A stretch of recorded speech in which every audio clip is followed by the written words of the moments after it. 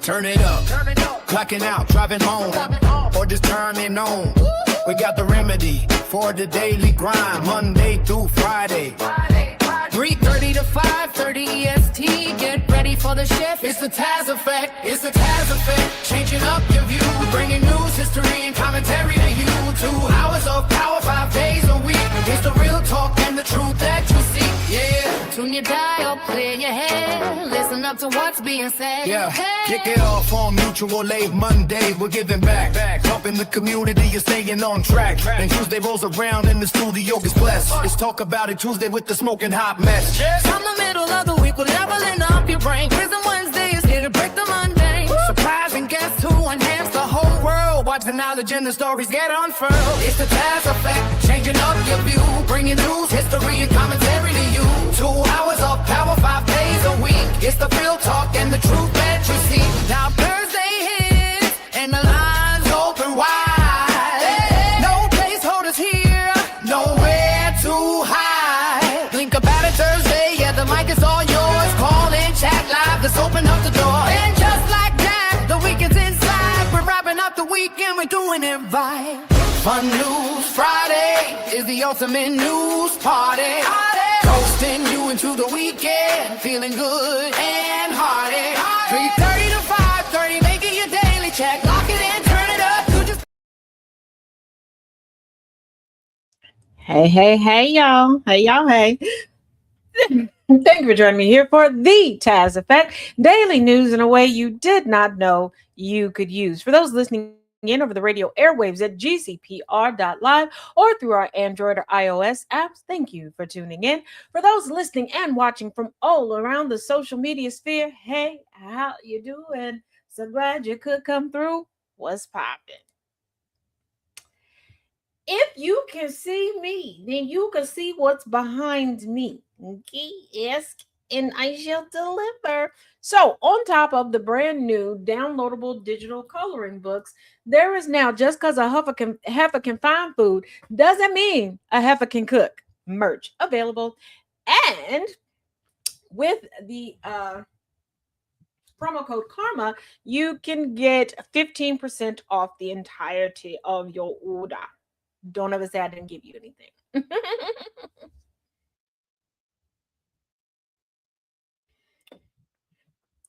And there are a couple of self-care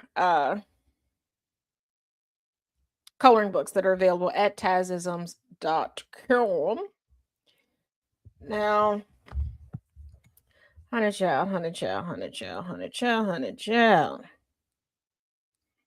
We got quite a bit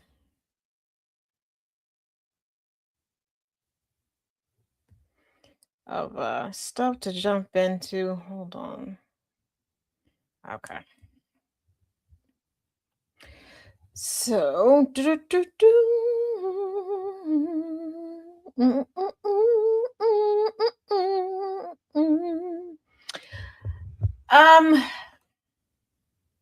by now, I'm sure you're aware, even if just on the surface level, of flock cameras, right?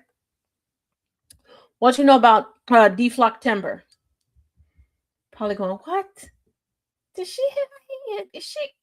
Maybe she had too much coffee.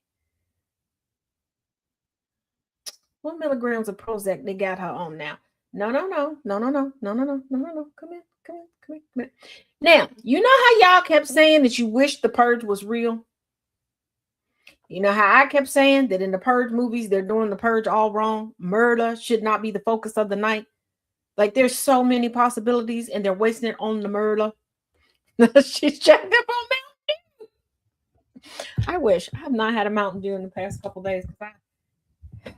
Y'all know how I feel about rain.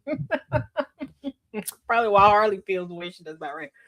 But we got deflock temper coming up. And this is how I feel you should utilize your purge powers. Okay.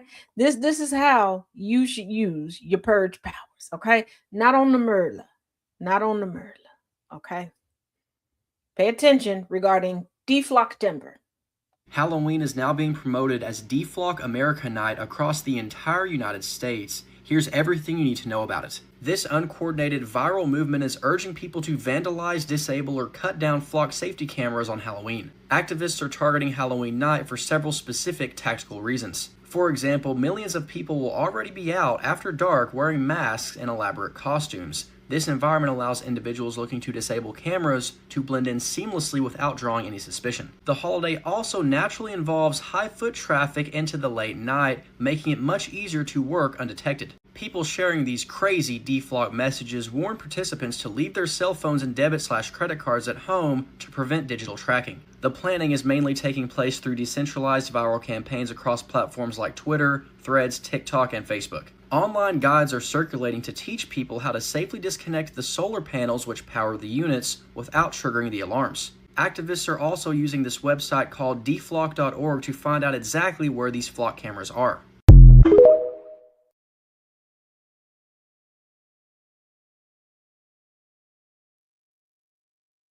Now see what happens when the good white people put the smarticle particles together, when they remember that they're the good white people.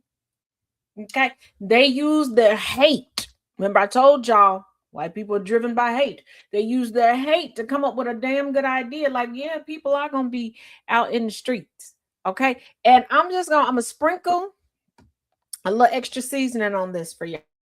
Okay, I'm going to hold on. Oops. Everything is like an right. I'm gonna put a little extra seasoning on here. Y'all know how y'all like to use Halloween to slutify everything, and before people go, yeah, the girls really do it, the guys do it too. So do the non-binaries. I'm not judging. I love it. Okay, I love it. If you want to run your Halloween costume ideas past me, feel free. Feel free. Okay. But slutify it up. Okay, put on a cute. Just please make sure you cover any identifiable tattoos. Okay.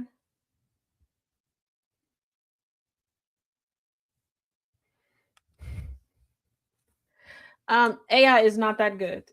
AI is not that good. And the AI that they will be using are the flock cameras. And we see how piss poor they are. Intentionally piss poor, by the way. Because the only thing these flock cameras have been good for is stalking. And even the stalking hasn't been as great as you would think. So they make tiny, powerful hand-sized crossbows now. Carbon graphite. Yes.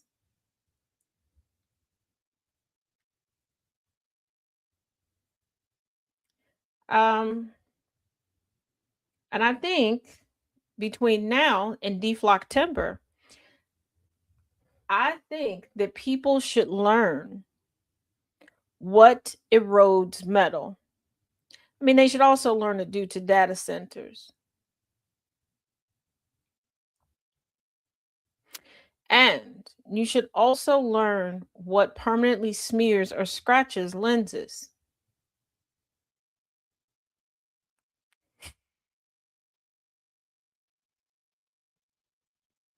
Hey, squishy.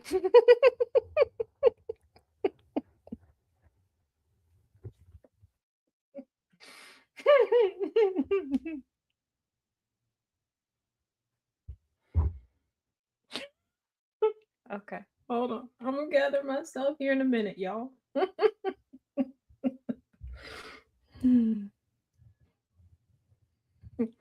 Hi, squishy. Now, there's a story circulating. I first got confirmation of it this morning as we were wrapping up Sound of Coffee. And I alluded to it because I was like, oh, we're going to say something. Hey, DJ. Because I was like, okay. There have been some crazy stories surrounding Trump, like his whole life, crazy things. And I knew this girl had flown over the cuckoo's nest a few too many times.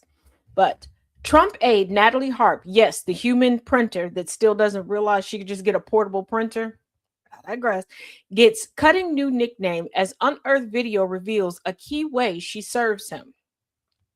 Trump White House staffer, once labeled as the president's human printer, now has a new nickname after she was revealed to be one of the few aides chosen to accompany him during his clandestine escape from Air Force One in Turkey after his this year's NATO summit last month. We knew that. She is his Marilyn Monroe. But the problem is, instead of the president being obsessed with the woman is obsessed with the president. Wiper. Oh, please, the wiper. According to the New York Times reporter Maggie Haberman, the president chose executive assistant Natalie Harp to be among the trio who joined him in an airline catering truck to. Oh, God. Oh, that's some close quarters. That is. Oh, that is some. That is some close. That is some close. That is. Joined him in an airline catering truck to secretly transfer from the Air Force One Boeing 747 to a smaller plane for a flight to Ankara to RAF Maidan Hall because she serves as a living security blanket for the 80-year-old chief executive. I worked so hard to try to keep a poker face to tell y'all some of these things, but it just don't be working out from time to time. It just, hey, Nana J, it doesn't. So Natalie Harp, because she is sort of his binky.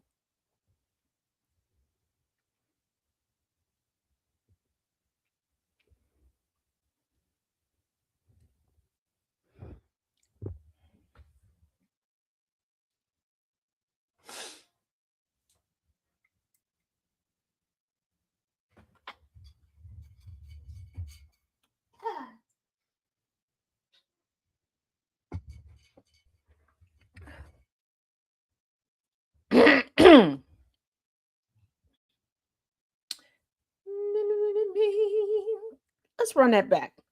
Natalie Harper, because she is sort of his binky, for lack of a better way of putting it, his comfort blanket, Haberman said during an appearance on MS Now Sunday while explaining his choices to host Jacob Soberoff.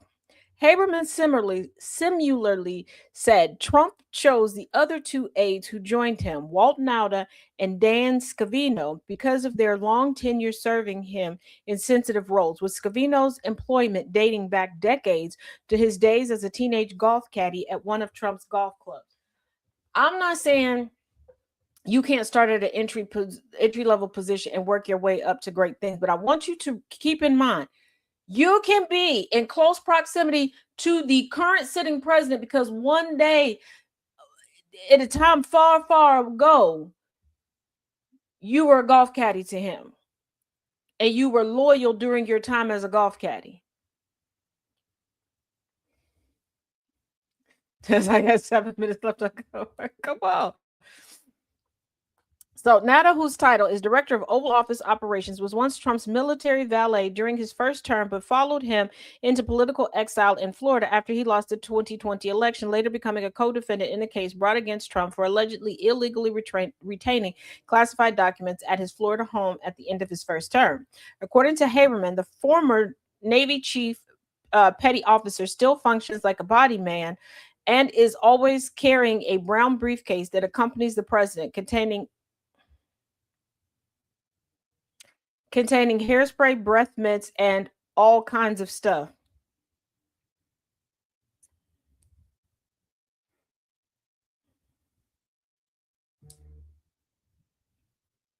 So she went from being called the human printer to now Trump's binky. Trump's binky.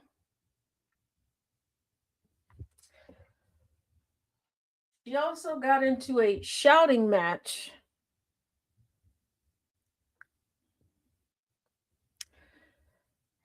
We're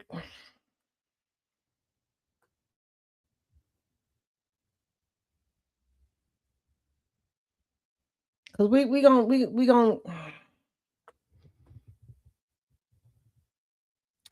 This gives new meaning to hit me in the face with a titty, why don't you? Because what you mean, you're not calling me a binky. Yes, as in pacifier, J. Thomas. Nah, Silver, Natalie got the depends. She got the depends and wipes, allegedly. But there's another story. Natalie Harp, the binky.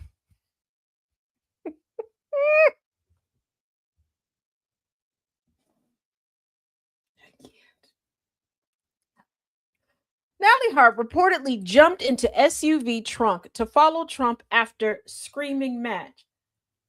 Let me explain something to you, okay? First of all, I'm not about to argue with nobody regarding me riding in a vehicle with my man. Let's be real.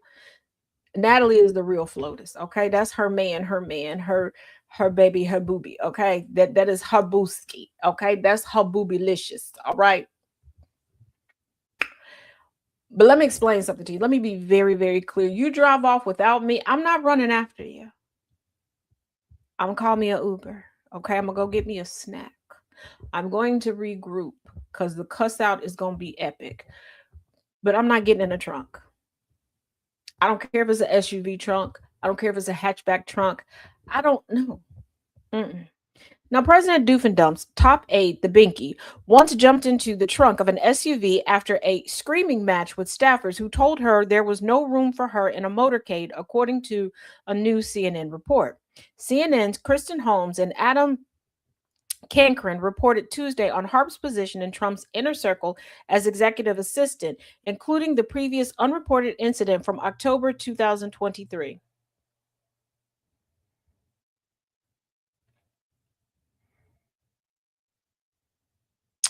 Trump was preparing to leave Trump Tower for a New York City courthouse when aides allegedly informed Harp there was no seat available for her. Harp insisted Trump had personally asked her to come along, prompting a screaming match in the lobby, two sources told the network. Now, here's the thing. I don't like to justify anything, but there was a lot of scuttlebutt because this was during the trial that she was supposed to be there because her job during that trial was to print out any positive social media posts or news reports to give to him, even in real time. Or if he wanted something to write on or to keep his attention during the trial, she was supposed to print it out and hand it to him because there was a lot of talk during that trial, the Manhattan trial, of her handing him papers, and that's how he was able to stay focused. So, do I believe she was supposed to be there? Yes. Do I also believe that the rest of the staffers may have been a little jealous and may have been a little fed up with the real FLOTUS floating around? Also, yes.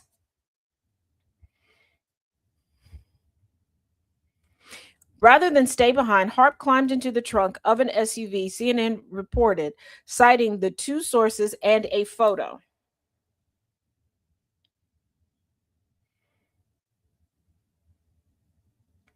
I don't think this is what they meant by chariots of fire. I could be going out on a limb. Yeah. Hey, I'm good. So, yeah. CNN reported that Harp's presence has at times annoyed senior Trump aides, particularly when advisors have sought private meetings with the president only to find Harp in the room as well. One source told the outlet that Harp has closely guarded her access to Trump and has told colleagues that she reports only to the president, frustrating staffers operating with traditional White House chain of command. First of all, there is no such thing as a traditional White House chain of command when it comes to frumpy dipply do. Okay. Doofendump doesn't have that, but I need y'all. I need to give y'all a bit of history on Miss Harp. Okay, she once camped out, and I mean literally camped out in a changing area at a Trump-owned and operated beauty pageant in order to gain proximity to him. I know that there's a story where they're like, oh, she was in the dressing room. This is this ain't like traditional dressing rooms that you would think of. This is a changing area. Let me explain something to you. I used to scrub down when modeling. I used to scrub down my areas when I could. Sometimes you were moving so fast in and out from different spaces, but in my train case, I had different things where I could lay it out over things because one, people are gross. People are gross. Two, people have accidentally been cut. because they've tried to quickly shave in the middle of things because somebody now has to wear something that they weren't planning on wearing. So they thought they could get away with not shaving certain parts of their body. There are times that for a certain look, you got to quickly shave your eyebrow, whatever. There's been people have gotten sick, and there's those type of fluids that are circulating around. Ain't no way I'm sleeping on them floors. Not to mention outdoor shoes and all sorts of stuff are all over the place. Some people are trying to eat, drink, stuff gets knocked over. It is not. No, this girl has done everything in her power to prove that she is the most loyal of the loyal to Trump. Now, some may say, oh my goodness, and she's in there everywhere with Trump. We'll never know the truth. Y'all ain't watched enough Lifetime movies and Hallmark horror, okay? Okay. Where are my true crime folks at? True crime people, report to the front. All my true crime people, report to the front. Because we know one thing for certain, two things for sure.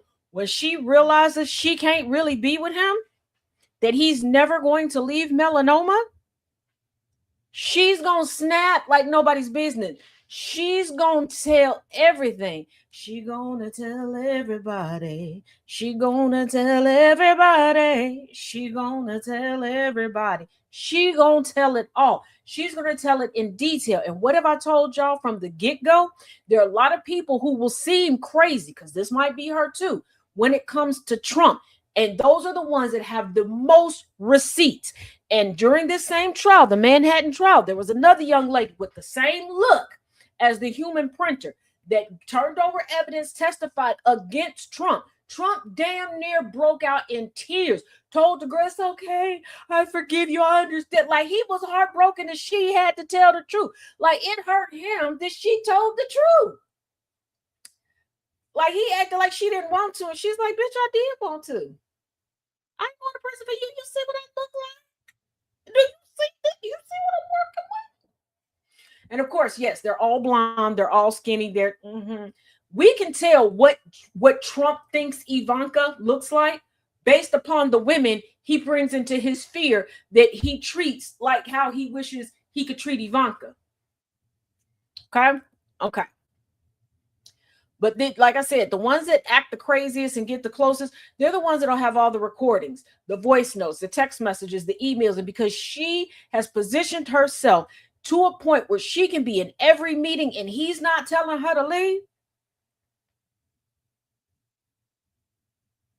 Let's not forget the last person he took underneath his wing.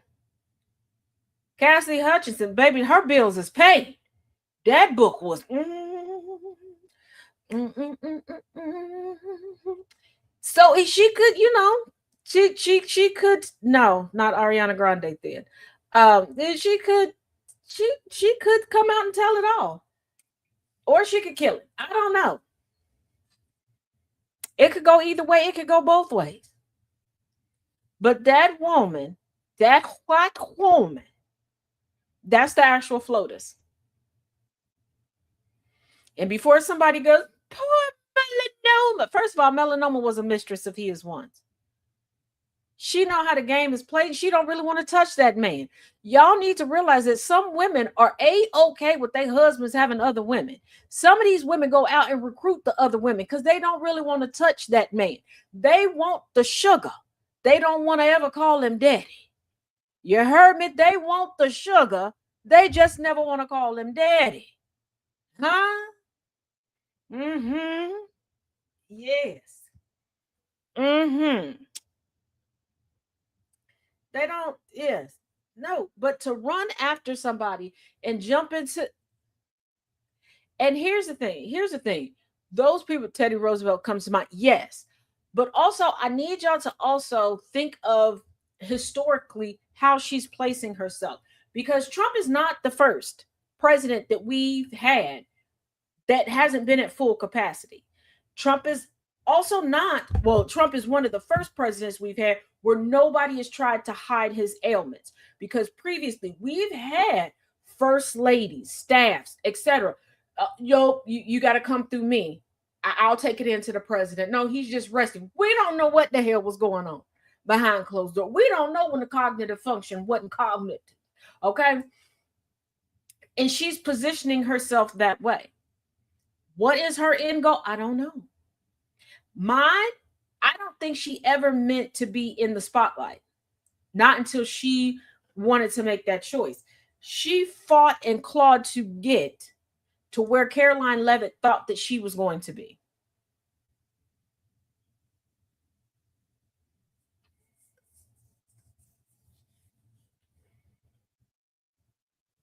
And a lot of people are realizing what we already knew, how expendable everyone on the planet is to Trump.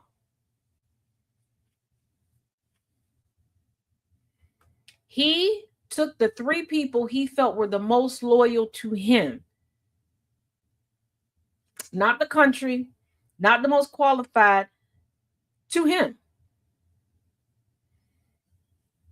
Melania probably sent her fruit baskets every month.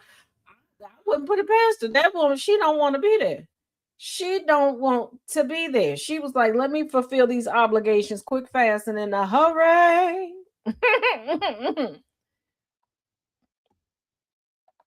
Now, hold on.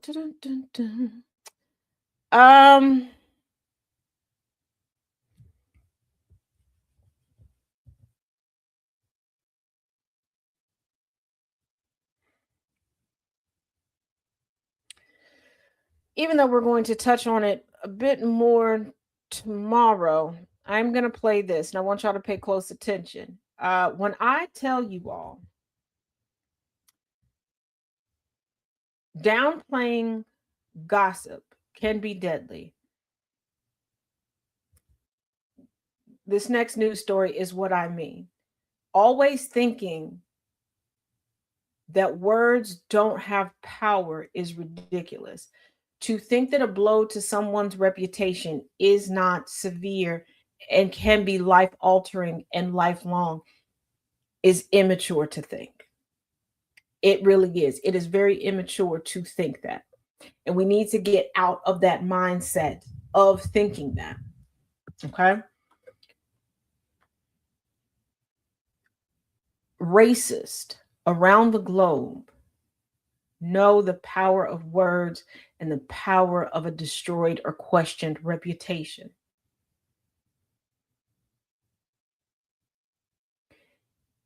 And I know people are like, oh, just stay and fight. Y'all don't give a damn about that. This is why they were able to get the first Black president of this university and everything to step down, because these are people who have known their whole lives that the general public doesn't really care about the truth or us waiting it out for you to figure it out. Because I've even said this, that there are people who have lied to you, stolen from you, shown to not be good people. They still have the power, they still have the clout, they still have the respect. Someone can say something that causes you to have a little bit of a doubt. You won't even call the person. You won't talk to the person. You will just write this person off, and nobody will question you about it. Nobody, generally speaking, will say, oh, well, did you talk to such and such about it? Oh, that doesn't sound like such and such. You sure they did it? And far too often, the ones that push people the furthest are the ones that will go to their memorial services and say, well, they could have talked to me. They could have leaned on me. No, they couldn't. And also, as we go into this, I want you to also realize none of us live to ourselves. Therefore, none of us die to ourselves. Sometimes the consequences sometimes the ramifications don't hit the person that you think. So with that in mind, pay close attention. After the revolution, I'll be the head of the Department of Eugenics and Race Science at Harvard, maybe. This is the aggrieved and fragile man who instigated a smear campaign against Dr. Jason Arday. His name is Nathan Kofnas. He's an American academic who received his undergraduate degree from Columbia University, his master's at Cambridge, and his DPhil or PhD from Oxford. He then joined Cambridge again as a fellow in the Department of Philosophy in 2022. A year later, in 2023, Dr. Jason Arday is appointed a professor at Cambridge, making him the university's youngest Black professor at the age of 37.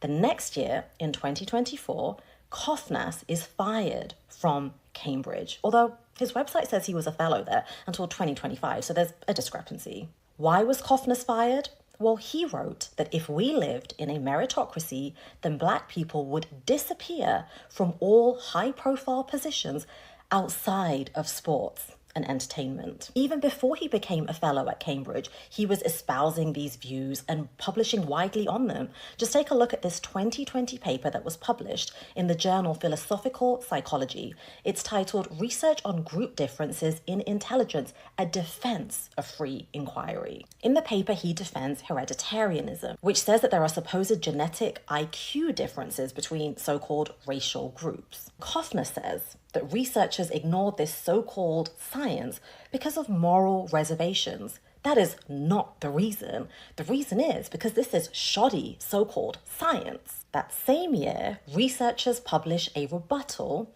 in the same journal. They say that the manuscript fails to meet a range of academic quality standards usually expected of academic publications, and they list these in detail. But it doesn't matter because the paper was still published, it's not been retracted, it's not revised, it's still there. And while Kofnas may have lost his position at Cambridge, he landed a job at the University of Ghent in Belgium. Of course, he's not alone in his eugenicist agenda. Meet David Starkey, the shamed British historian who was dropped by his publisher and resigned from Cambridge in 2020. Starkey said, "Slavery was not genocide, otherwise there wouldn't be so many damn Blacks in Africa or in Britain, would there? An awful lot of them survived." A hero who brought down the monster of DEI at Cambridge. Nathan? To people like Kofnas and Starkey, if they can't have a job at Cambridge, then someone who looks like Jason Arday certainly cannot. Is this what's happened if you don't give Kofnas a job, right? But here's what happens in response to him triggering a smear campaign. This video is too long. Check out part 2.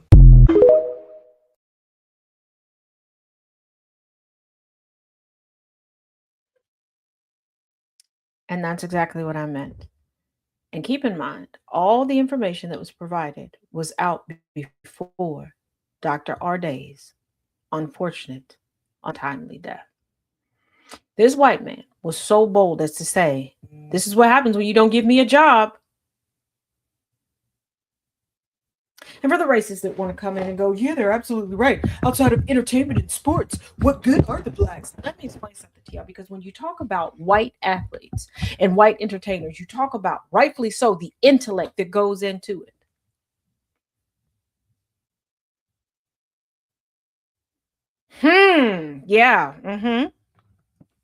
And if meritocracy was to reign supreme, why do you attack every attempt at bringing forth meritocracy?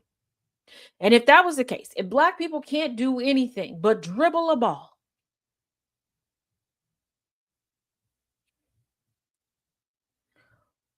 why isn't the entirety of the upper echelon white?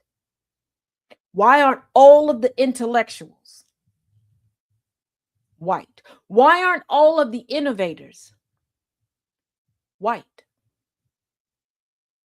Why is it around every corner we hear about white people stealing intellectual property, innovations, inventions from non-white people? Like, I'm so tired of people crediting Edison with something. What you should be crediting him for is being the greatest thief history has known to date. Because how the hell do you work at a patent office and you got all of these patents? And I'm pretty sure most of you haven't heard of the Edison 8. And the things that white people love to stake claim in inventing, it didn't even work well until a Black person, a melanated person, came on and had to fix it, had to get it to actually work properly.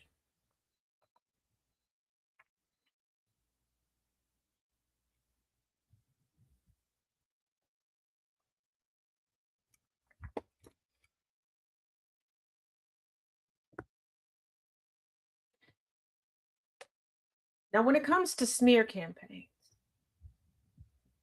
yes, this particular smear campaign was 100% racially motivated. But generally speaking, smear campaigns are jealousy motivated. I keep telling you all, we live in a gossip heavy society. And if you want to stop it, we can. But it has to stop on the individual level before it can move forward. Because once you stop it in your day-to-day life, you'll be able to stop it on other levels. Stop letting somebody call you and tell you about Shirlene. You know, the person on the phone and the person they was on the phone with before ain't talked to Shirlene in 17 years. You don't know what's going on in that woman's life. Stop acting like because you met somebody one time or at one period in their life that you know them forever. Because I want you to think 10 years ago, hell, 10 months ago. If you cut somebody off 10 months ago, do they know you today? Do they know who you are today, what you got going on today, and who you got it going on with today? If the answer is no, why do you think you know that about somebody else? I told y'all 1,000,001 times. I've had people come to me, oh, you related to such and such. Baby, I ain't spoke to them in 17 years. I don't know. You got to reach out to them. I can't tell you how often somebody wants to come tell me something. Now, I'm a very trusting person, but I'm not a stupid person. Okay. I do not take lightly when I have to hear in a public setting that somebody done heard something about me from somebody else. Why come you couldn't come tell me? Why didn't you bring us to the table to squash this out? I'm so tired of my name Bennett, I ain't in it bullshit. Because when somebody's talking cold hard smack about you, you want us to rally the troops and come to your aid. I am not picking up the sword for a mofo that can't do it for me. People don't come around me with gossip because I ask too many damn questions. Oh, when did you and such start talking again? Y'all didn't say how you know what they got going on at their house. Oh, you feel that that's why they did that. How? What you know about them? I've seen y'all around each other like 50, 11 times, but the most y'all ever say to each other is, hi, how you doing? You good? Oh, yeah, I'm good too. And that's it. Y'all ain't never got no deeper than that. So how you know what they got going on at their house? Mm-hmm.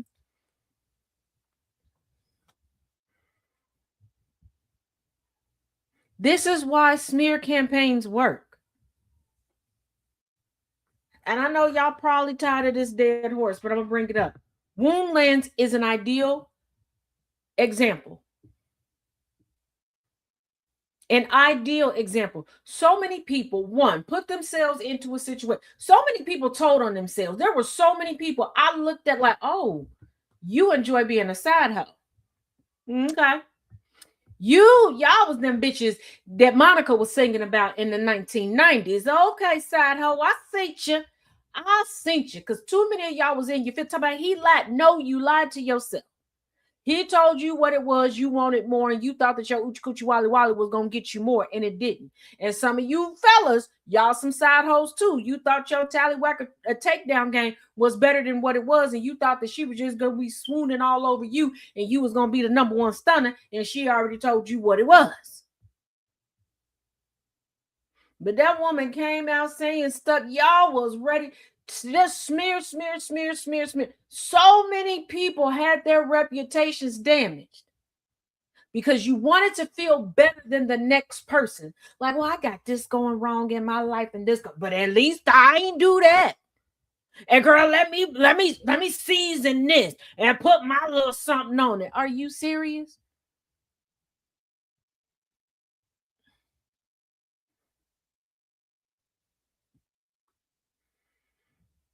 And it works in reverse. You create narratives for people. Y'all see it when it comes to the Barbs and Nicki Minaj. You see it when it comes to the Swifties and Taylor Swift. And the narratives they put behind them people. You hear the martyr that they've made Jill Stein to be out to be. And she got a damn warrant for her arrest because she was trying to nook if you book, right, on a pre-university. for the sake of your vote, she was out there like, me.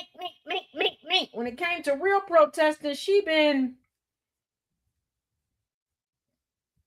I'll just say this. Her supporters is like, I've been looking for you.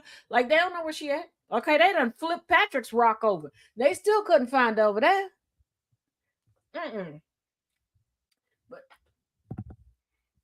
And I'm going to say this, just like y'all keep creating this sob story of, oh, we got to protect him for Aaron Parnas. I saw somebody today made a whole montage. At least he stopped with the breaking news every 5 seconds.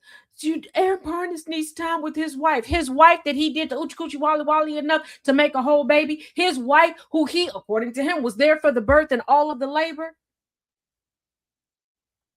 How long do y'all think it takes to read a headline? But again, gossip culture. And if you think somebody's giving you the inside scoop on somebody else to make you feel better and they've sensationalized it, you're going to be there for it. Like, there are people to this day that'll tell you that I talk about everybody like a dog, that I shouldn't be trusted. And who confirmed it? A mofo who got in trouble for lying about their damn credentials. That could be forgiven. But the fact that the only evidence that I'm a shit talker is a screenshot of a text message saying I'm owed an apology.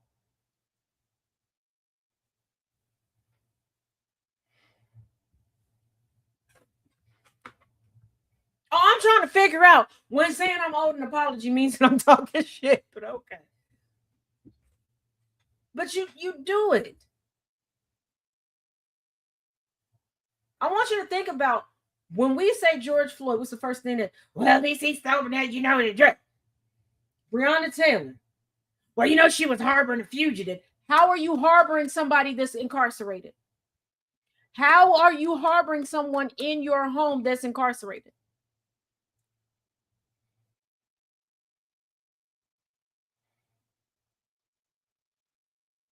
And before you go, it should be cleared up by now. How many times, whether it's on a personal level, a political level, a newsworthy level, have you either said yourself or sat silently while somebody else said, oh, you know, I don't get involved in things like that.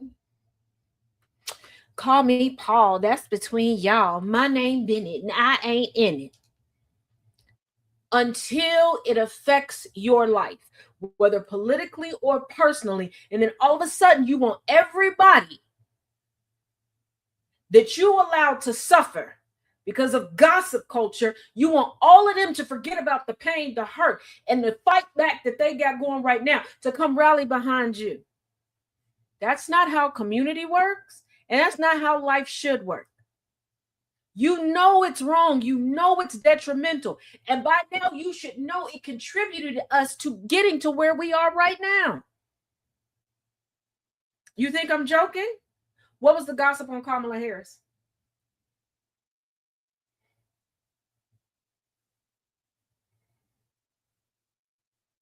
What was the gossip on Jasmine Crockett?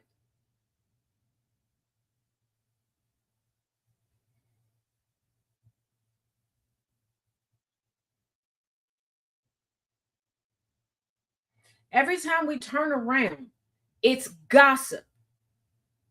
I'm not going to call it something else. We can call it a lie, we can call it gossip. I'm not calling it disinformation, misinformation, a misunderstood. No, because it's intentional. It is intentional.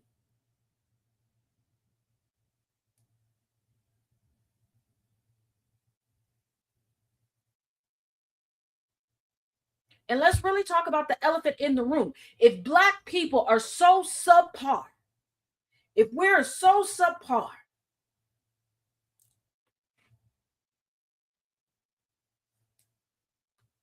why must you lie to take away our credibility?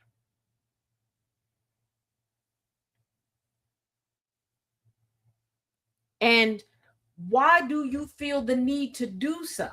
If you're like, oh, pull yourself up, do something better, fix yourself, fix your community. Oh shit, they're fixing themselves, they're fixing the communities. Burn it. It's almost as if white-bodied individuals need perpetual talking points in order to have self-esteem. Let me run that back for you. It's almost as if white-bodied individuals need perpetual, eternal talking points in order to have self-esteem. And before you go, but Taz, it's self-esteem, it's about self. I need y'all to stop saying that bullshit. I need y'all to stop saying that bullshit. Because if you want to keep perpetuating the lie that we are okay and we are all individual islands and nothing that other people say or do affects us, leave now. Leave now.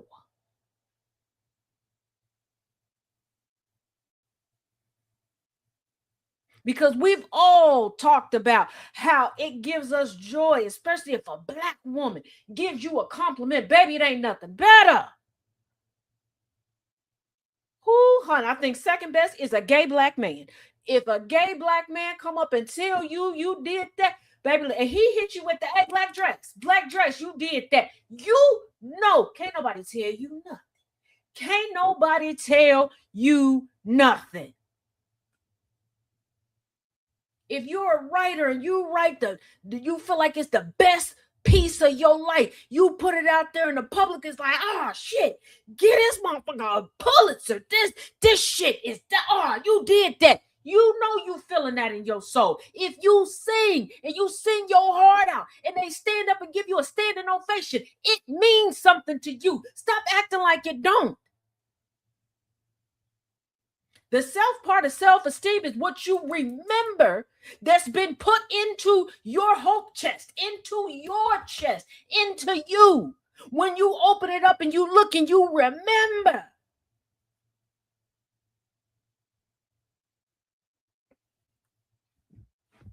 But if your only way of having self-esteem is taking down an entire community of people, keep stepping on them, but emulating them every step of the way. Because what do they say?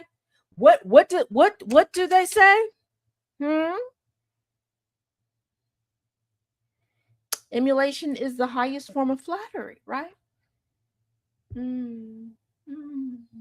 So if you keep putting us on as costumes, if you keep trying to talk the talk because we know you can't walk the walk, then what? What is that supposed to mean? If you put your energy into your goals, how much better we would all be. How much better we would all be, but you would rather sit and suffer and keep pulling us down. See, that whole crab in the bucket thing, they tried to sell is, black people, crabs in a barrel, crabs in a bucket. No, Booski butt. No, Bookie butt. That's white-bodied individuals. No, I'm not talking about Caucasians. No, I'm not talking about Anglo-Saxons. I am talking about the people who decided to be voided vandals of civilization, okay? The white people. Okay. They're the ones that get into the bucket and not just pulling people down. They're constantly trying to pull the lid back over.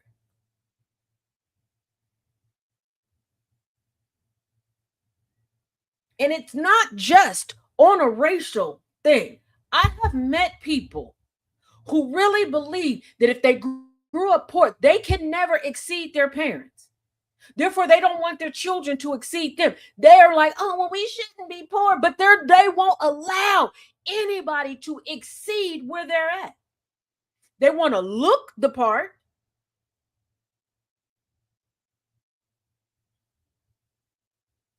But I'm about to bust y'all heads with something. Did you know there's no aesthetic to wealth? And before you go, yes, that's it. No, it's not. No, it's not. There's an aesthetic to a lot of things because when you don't have the least you have, the fewer choices you have. The more you have, the more choices you have. When you have a plethora of choices, there's no uniform. I want you to think about it. If you had $1 trillion, you could wear whatever you want. There's no uniform to that. If you think I'm joking, look at Rihanna. Look at her children. Look at Beyonce and Jay-Z. Hell, look at Adam Sandler. However you feel about him, we're not talking about any of these people's politics right now. Because you have choices. There's a uniform to poverty because there's no choices in it. You got to make do with what you can get your hands on. So you being fed a myth that you have to look this way and act. The most uncouth, unhinged, disrespectful people are the ones that have the most money. You ever ran across a spoiled rich kid? It's almost as if you were lied to so that you will police the next person. And if you spend so much time policing the next person, you won't realize what you missed out in your own life. And you don't have any time to improve yourself. You'll live a whole lifetime wishing you would have wrote that great novel that you done had up in your head for 25 years. Oh, you know, you should have been bottling up and selling that barbecue sauce that you've been making for everybody for 50 years. But you ain't did it because you so busy policing somebody else, telling somebody else what they did wrong, how they should do it right. Wanting them to live in the misery you chose to live in.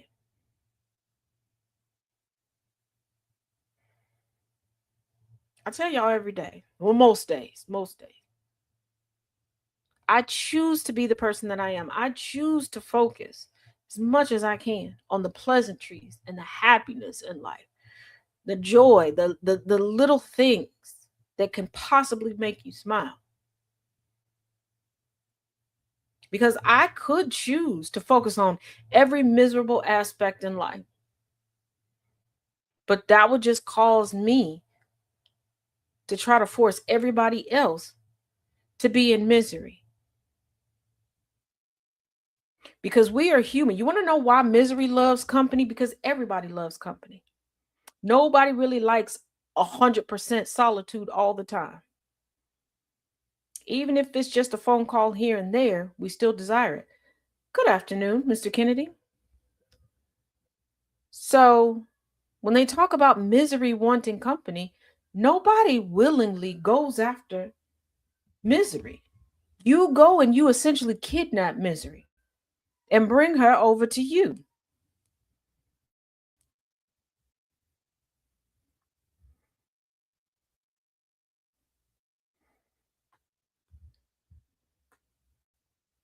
I want you to really take that in.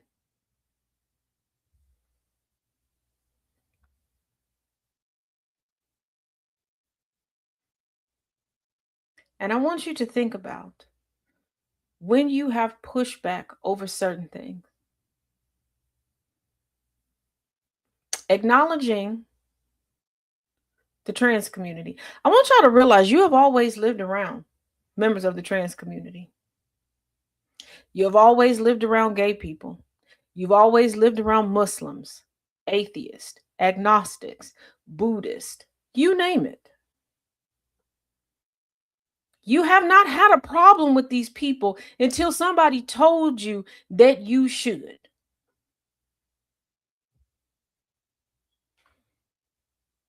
And it's amazing. They always tell you should have a problem with these people because they're taking something from you that you never had to begin with. Let me repeat that for you. You gain fear because somebody told you that something you never had was taken from you. They're taking our jobs, the jobs that you didn't work to qualify for, the jobs that you never worked, the jobs that you never wanted. Well, they're coming over here and they're marrying our men, the men you didn't want, the men who didn't want you. Well, they taking all the women who never even wanted to sneeze next to you. Well, they taking up all the good scholarships. You were a D- average student. What college were you getting into?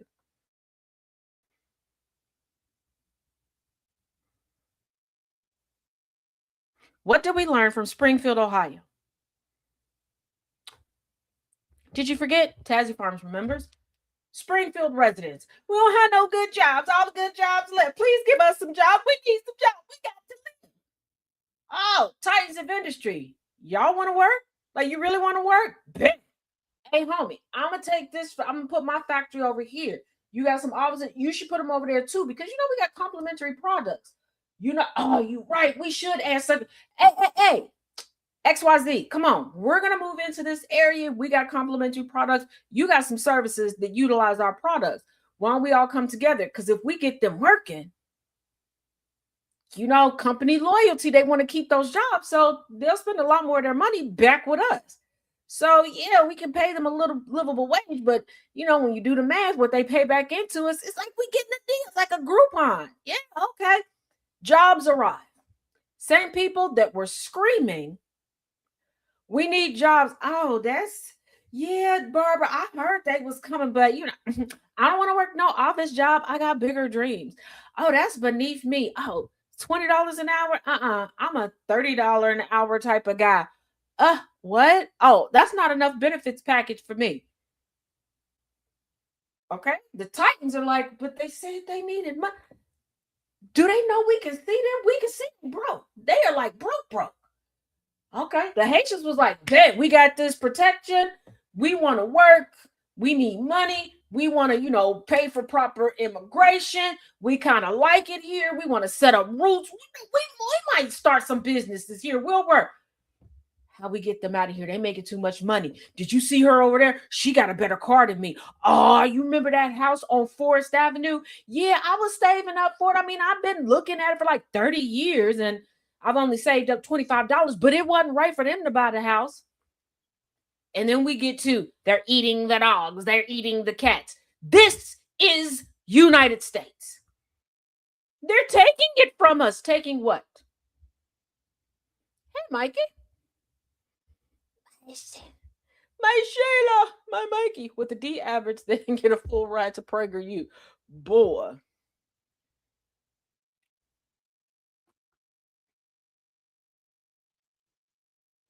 This is what we do.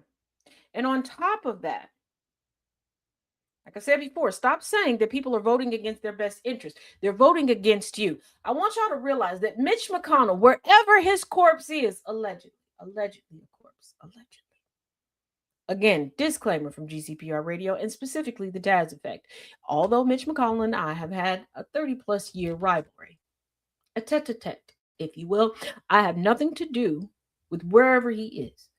I don't know if he's in the upper room or the lower deck. But do you realize that at this point in time, he's had more paid time off than a new birthing person? I can go to two people's. I don't go to. Oh, well, you're always welcome here, Mikey. You got a friend in me.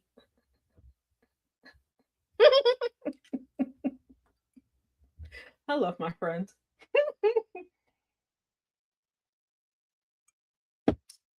Mitch McConnell. Hold on. And let me put this out here. Because whoever came up with the rule, and I'm still mad at y'all for going along with it, that, if you take your earned time off, that you got to go get a doctor's note to prove to them that the time that you earned, you need to prove that you could use. Can we stop doing that? And actually, let's get some politicians to codify these things into law. Because one, I don't think you should have to prove that you need to withdraw your Social Security that you put in there. Hello? Is it an idea we're looking for? And when you go to work, that's your sick time. Why you got to prove it? Because at this point, start telling them you're going on vacation. Why they get paid to not be there is strange anyway. Exactly. Like, now, I'm with Mikey. If Congress is not in session, they don't need to be paid. Y'all don't like to pay teachers when we ain't in session. Oops, did I say that out loud? Sure did. Also, this coming school year, y'all need history tutors for your students or for yourself. Hit me up.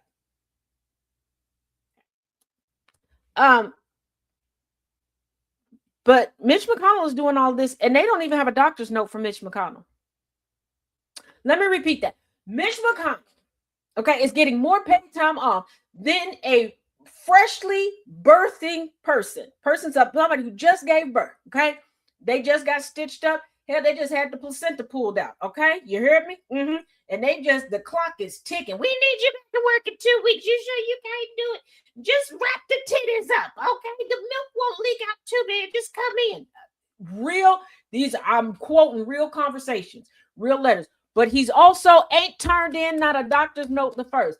Please, please, please, please, please. There are places of employment that don't even offer people health care, that will watch you look like you melting on the clock and tell you to have a note. I bet AOC will forfeit her pay while out of session. I think she said, yes, she did say that she would. And she's tried a couple times to get that pushed forward. Because I'm like, I also believe that there should be dorms. Well, I wish we'd kept Jasmine too. I think that there should be congressional dorms. You shouldn't have to worry about finding a place to live, all these other things. And before you go, but what about the people with families? Quit taking your kids out of school systems.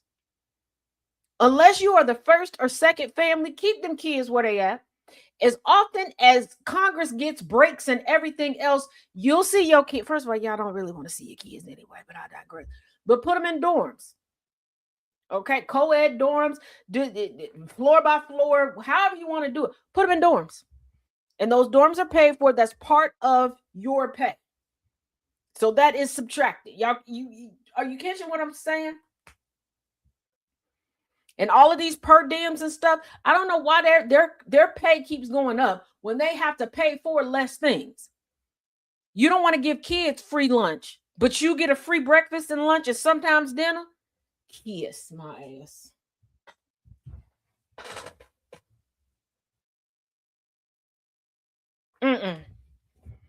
And sorry, not sorry. I truly have a big problem with the whole notion of, oh, you don't feel well, bring in a doctor's note.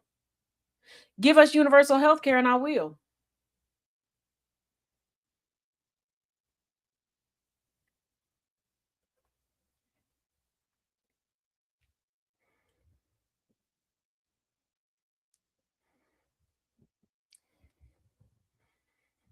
Like it's that simple. Oops.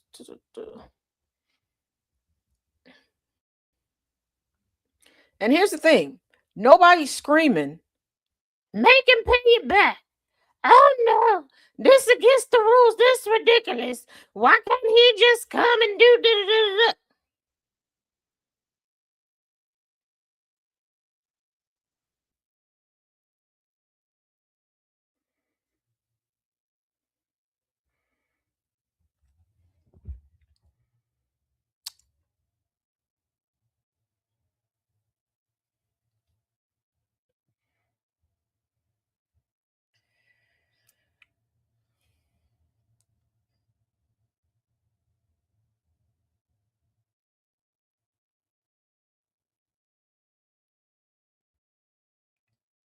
So I'm just, hey, someone.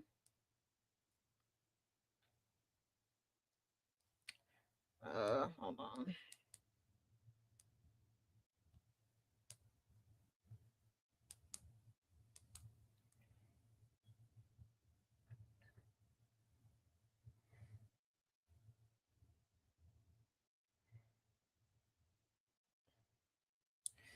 Okay. Now let's get an update on the Tupac trial. Today marks day 3 of the trial of Dwayne Keefe D. Davis, accused of orchestrating the murder of rapper Tupac Shakur in Las Vegas in 1996. White people, white people. Again, talking white people, not Caucasians, not Anglo-Saxons. Okay, I'm tired of having to explain this to you. Okay. And I don't want to hear about you being a boomer, a millennial, a Gen X, whatever, if you get your feelings hurt because I said, hey, white people. All right. Out of everything that is being discussed around this trial, during this trial,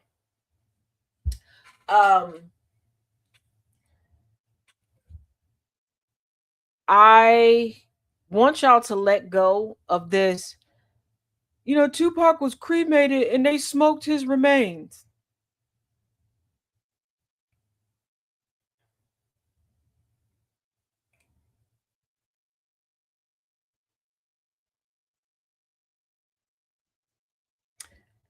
Please stop expeditiously. I'm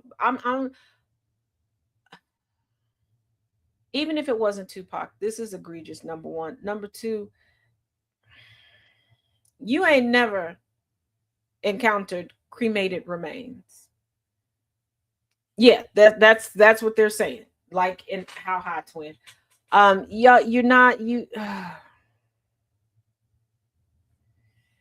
And there's someone that is perpetuating it that is involved with this current trial, and I'm like, what is the reason? What is the point? It's times like this.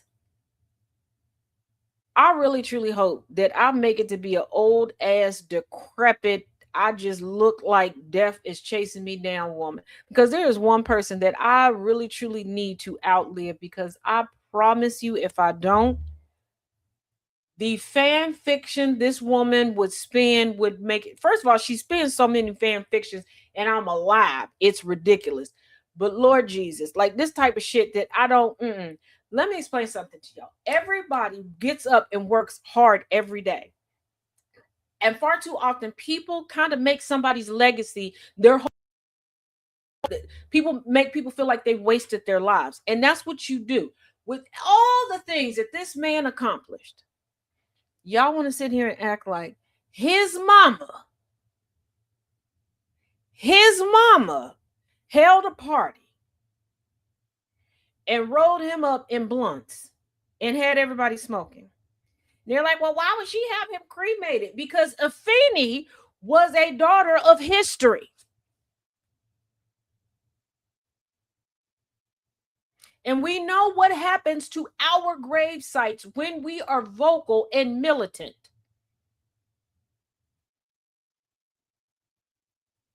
She knew how her son's final resting place would be disrespected. And hell, y'all, somebody probably would have tried to pull a Marilyn Monroe and drove around for 2 or 3 days with his damn body.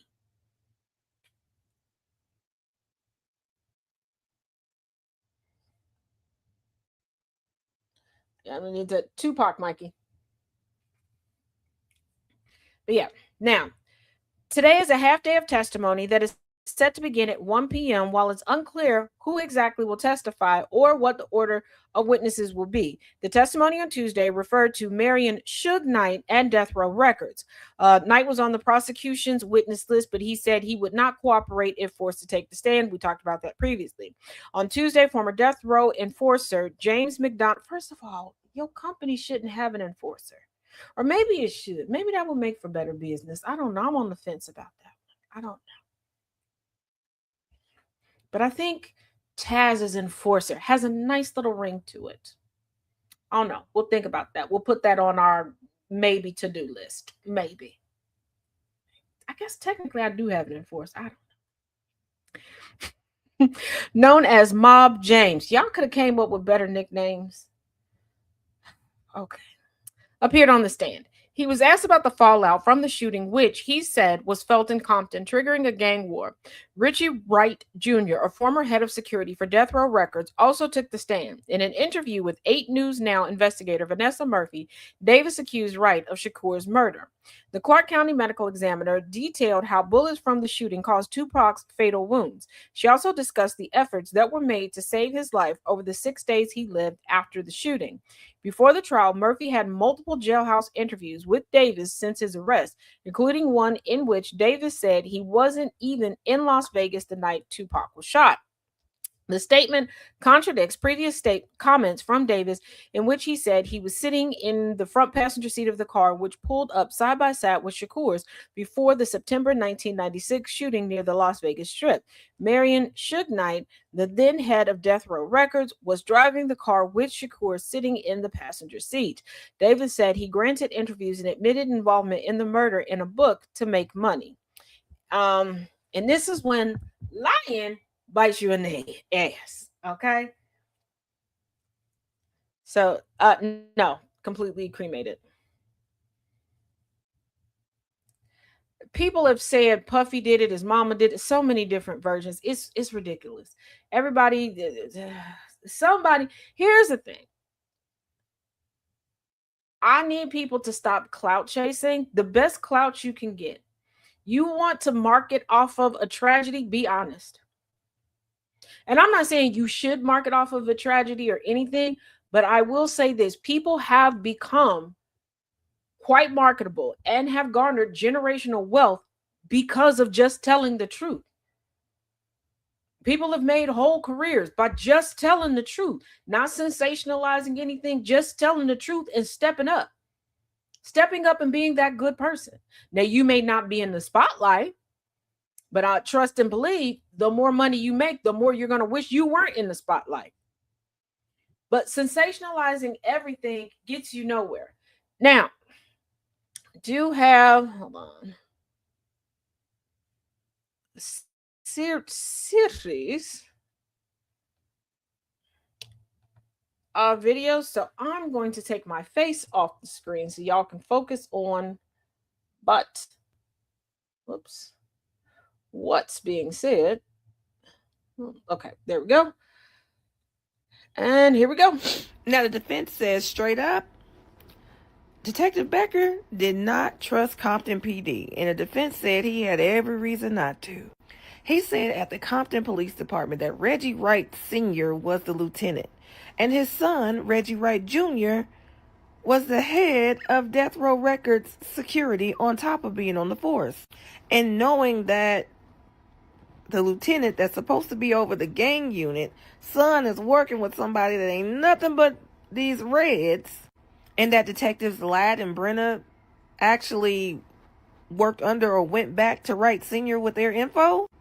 And most of the info that they had came from unreliable criminal informants. He says if you think it's all coincidence, don't, because the Compton Police Department was shut down in the 2000s for corruption. So he said everything wasn't all bad with Becker. What facts we do have from Detective Becker is that Tupac Shakur was popped multiple times with what was determined to be a .40 caliber firearm, that this happened on the corner of Flamingo and Koval. This happened on September 7th, 1996 at around 11:17 p.m. while in a car that was driven by Marion Suge Knight. That Tupac passed away 6 days later from these injuries. But according to the defense, all those facts have nothing to do with Keefe D. So next, the case went into the hands of a Detective Long. Detective Long, according to the defense's opening, had the case from 2002 to 2017.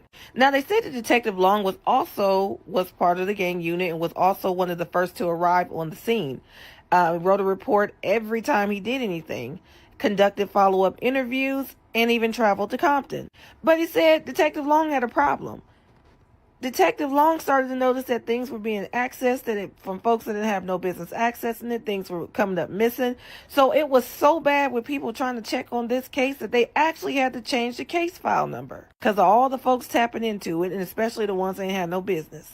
Said that the mistrust was so bad that the LAPD had even called him at one point and said that they had found a popper, and that popper was the popper. So he makes his way out. He goes and picks up this popper. He brings it back to Las Vegas Metro PD, tests it, and it don't match. Reach back out to LAPD, and he says the LAPD told Detective Long, we was just testing you. He said with all this going on, in the meantime, in between time is passing. Memories are fading. People are no longer available. And the police departments don't trust each other. So when they spoke to Keefe D in 2009, nobody told Detective Long, nobody from the folks that were all involved, which happened to be the FBI, the DEA, the LAPD, the U.S. Attorney. No one tells Detective Long that back in 2008, Keefe D did this proffer. But he says even more importantly than nobody sharing the information with the other agencies or with Las Vegas Metro, not one person ever verified Keefe D's story, even though he says at that time others from the white Cadillac were still alive. The defense says straight up that there were no charges in 2008 because they knew that Keefe D was full of shit. None in 2009 either. Wonder why. And the defense claims that there are no facts. And for 15 years, under the hands and direction of Detective Long, nothing fucking happened. Until the Center for Investigative Reporting actually uses the Freedom of Information Act to request information on this case and how it's going. And Metro declined to give an update. So the Center for Investigative Reporting basically has to so-called sue for these documents. And then it ends up in the hands of the third and final detective.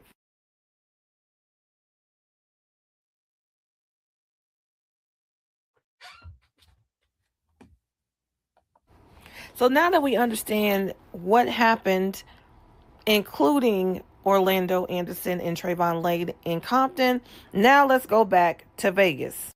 So we back to Vegas, and of course Tyson being Tyson, and if you know, you know, 1 round knockout, fight's over quick. And when they were leaving the fight, Trayvon and Death Row, which includes Tupac and Suge, saw Orlando Anderson sitting by himself. Now, there have been all kind of rumors that have alleged that Trayvon said that's who took my chain. There he go. There go one of them. Whatever it was, they spotted Orlando Anderson and decided to whomp on his ass. And this was for the ish that happened at the mall back in Compton.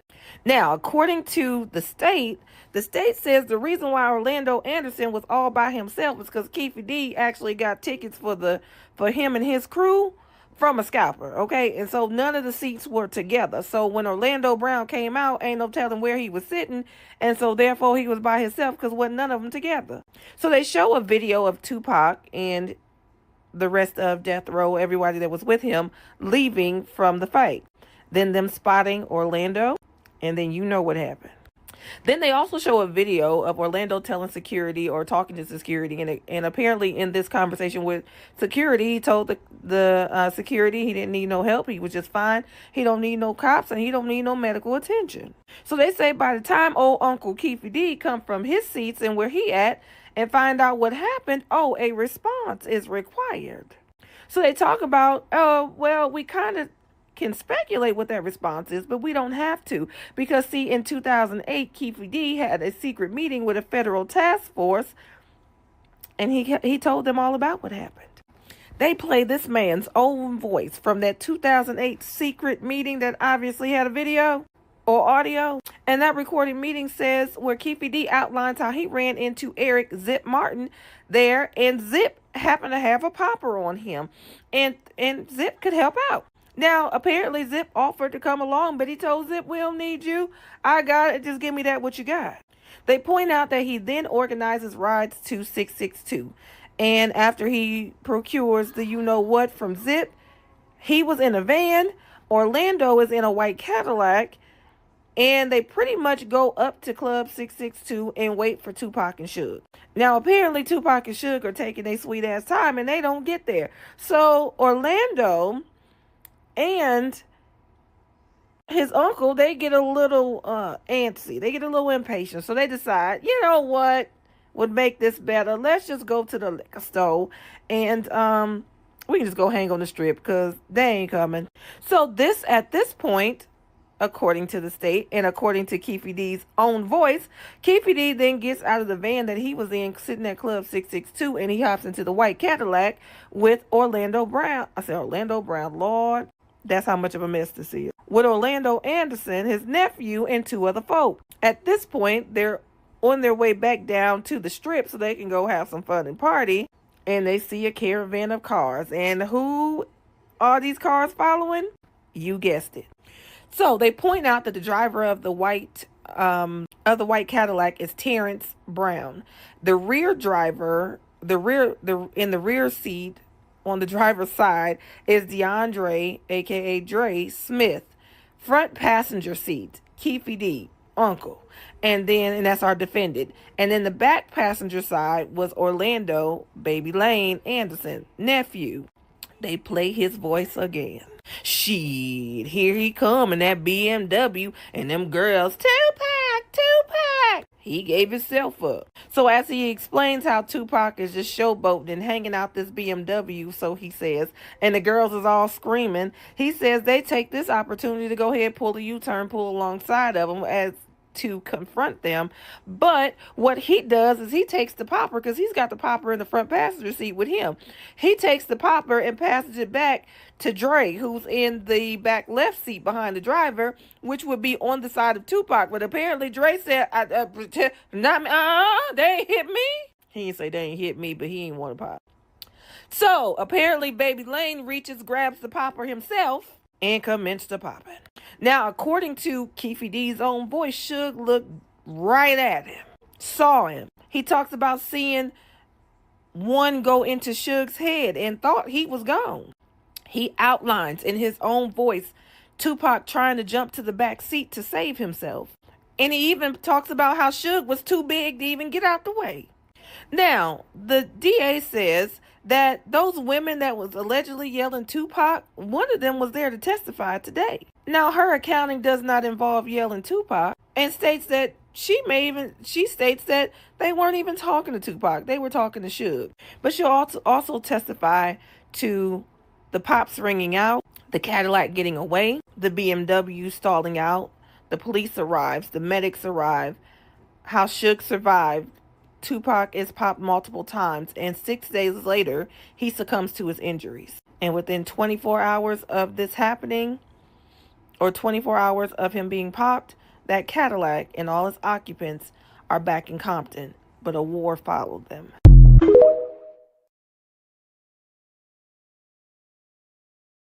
Now, on cross-examination, they point out that you might not have talked about it for a couple of decades, but you definitely talked about it possibly for a documentary. Now, she did point out that she's never testified before, aside from the grand jury, and then she reviewed her grand jury testimony just before this testimony. Other than that, they didn't speak on it for decades.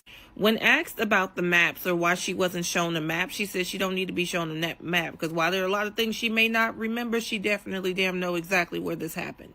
She does reiterate that it was not just her safety that was a concern, the way they were treated and all of that, but she was also mad about sitting on that curb and her designer child.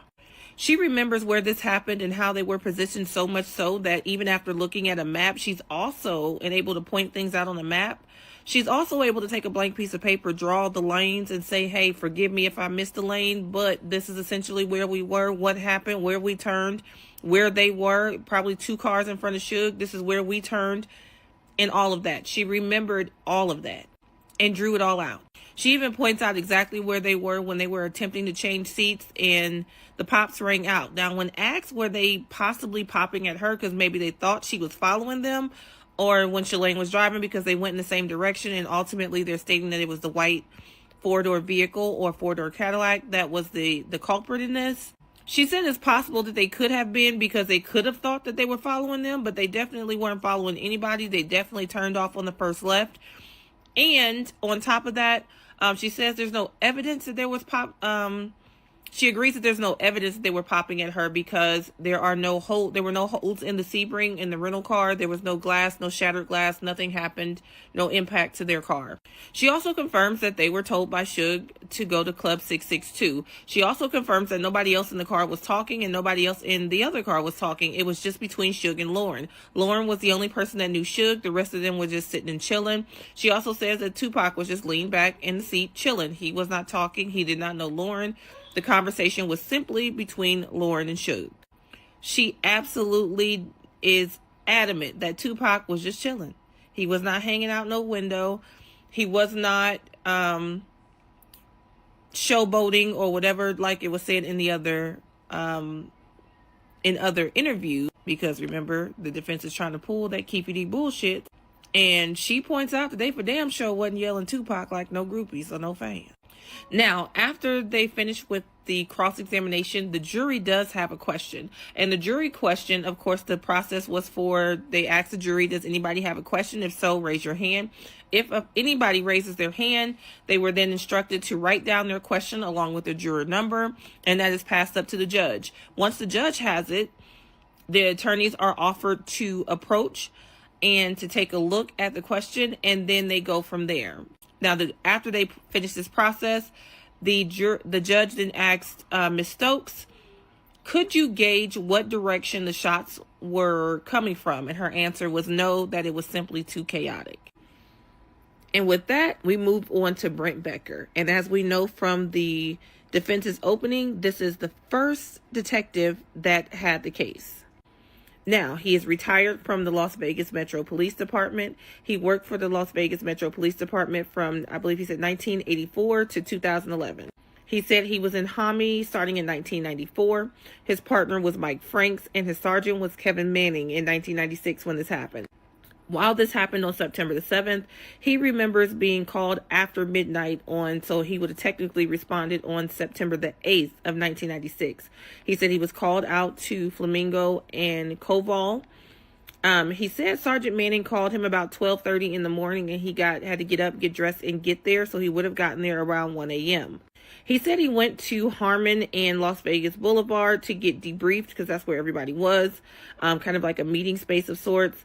Then he said he recalls going to Flamingo and Koval to see the scene, but he ended up getting a call that they had some witnesses from the car that was actually behind Tupac, and said that he went to go speak to them. Now, he does say, especially back then, it was very, very unusual for homicide to get called out because we know that Tupac did not pass away for 6 days.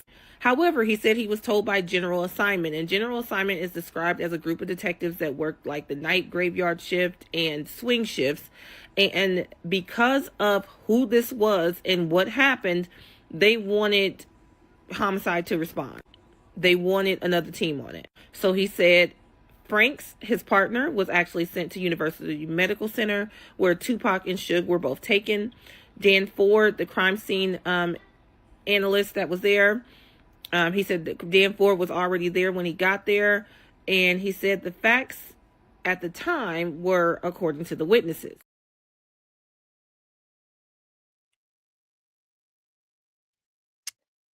All right. Whoops. Sorry. Really quick. Multitasking. My apologies. So that is what we have thus far. Keep in mind, the trial is in Las Vegas, so we are kind of on a deficit.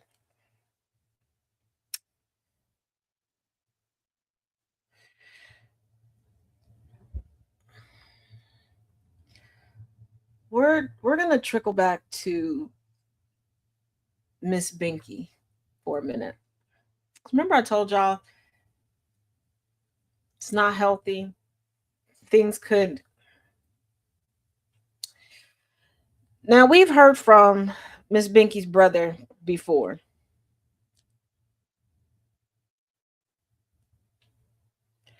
But her brother is now saying that Trump isn't the first president she's written adoring letters to. He just says that finally her dreams have come true. Yes, Nanjay, it is a lot to digest and take in. A quick bit of housekeeping. I know it's been a while because I try to get as much information as possible before I do the updates. But tomorrow, beginning at 11 a.m. on YouTube at TazJ77, I do have some Epstein updates and Kirk updates and all of those things, because we got a lot of things going all at once. So those will be updated. I am finalizing part 2 of the cults in the United States portion. This part, breaking down this particular cult, I had to figure out how to present this and not seem overwhelming or confusing with the information. So I broke it into sections. I'll be finishing that up. But Preston Harp is the estranged brother of Miss Binky. Now, he previously said that she had an unhealthy obsession with Trump. Now, he did an interview with CNN to provide his perspective on his sister's role in Doofendump's second term and the recent political fervor surrounding her. in her complimentary notes to Trump. He's told CNN's Aaron Burnett on Tuesday, the 18th, that his 35-year-old sister's preoccupation with the White House dates back to her childhood during the George W. Bush administration.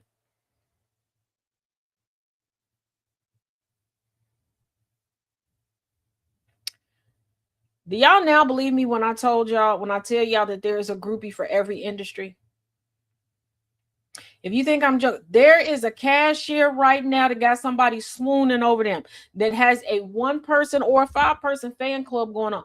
I've seen groupies for funeral directors. I've seen groupies for mechanics, baby. Every industry got a got groupies. Okay? If you've been in the Sound of Coffee, I'd say since she was like 16, she's had an obsession with, gosh, how do I explain this? Preston said on Out Front, she's written letters to other presidents. Let me put it that way. And so her dream came true finally. She up there like, finally, it has happened to me right in front of my face. It's not funny, but it's funny. I'm laughing because this is getting more and more uncomfortable.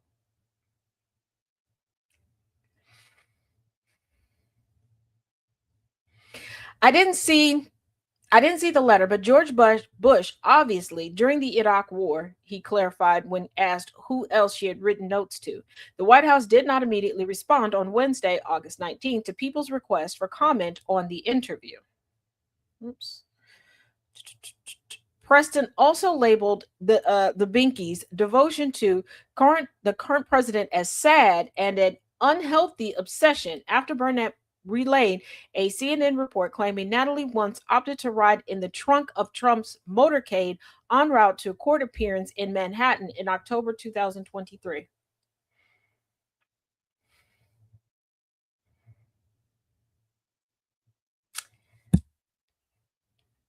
I got a story that will tie this all up for y'all, but we're going to finish this.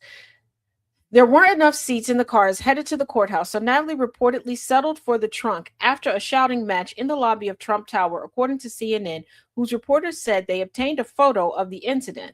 The president's son, Eric Trump, who helps lead the family's businesses, responded to the CNN interview on Wednesday by calling Preston's appearance absolute trash. That means it's true. That means it's true, and they knew about it. See, some people think that having a stalker is cute. Some people think that having someone super obsessed with them is a badge of honor. Baby, no. No, absolute no. No. Now, there's a difference between you don't want to live without me, and I can't live without you. Baby, you about to find out how well you can. Let me explain, okay? Because she's a runner. She's a track star. Yeah, I will turn into a magician. Okay, poof, I'm gone, baby. I'm gone. The flash. No, don't play with it. Don't play with it. Don't play with it. Talk about Disturbia. Natalie is an incredible young woman, a cancer survivor, a genuinely good. Why do you put that in? As someone who's had cancer all throughout their family, who has a good friend that's battling cancer right now. I mean no disrespect in this, but let me explain something to you. Surviving cancer does not automatically make you a qualified person for a job outside of being a volunteer or a worker within a cancer facility, like to help counsel people through. Nor does it necessarily make you a good person. There are plenty of horrific people who have survived cancer. There are some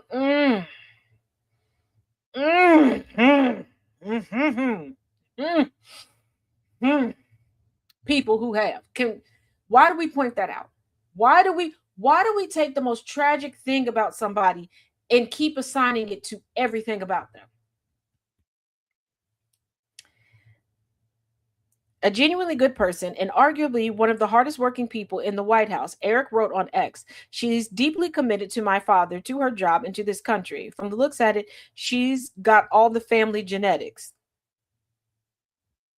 Whose family's genetics? Because that's weird to say about an employee, but okay. First of all, y'all don't want to be around your father, okay? You want somebody else to come in and take care of him because you want no obligation to him, number one. Number two, what is her job? Like, if my job was to carry around diapers and just write cutesy little notes on post-its for somebody, I could do that. I carry an array of post-its with me at any given time. Okay, I got a book of post-its right here. Okay, so and stack of like, come on now, let's. Natalie's constant presence at Trump's side during the 2024 campaign and in the Oval Office since his return to power has been noted in news coverage and books about the president and his administration in recent years, including reports that she left adoring letters in his personal spaces. I told you.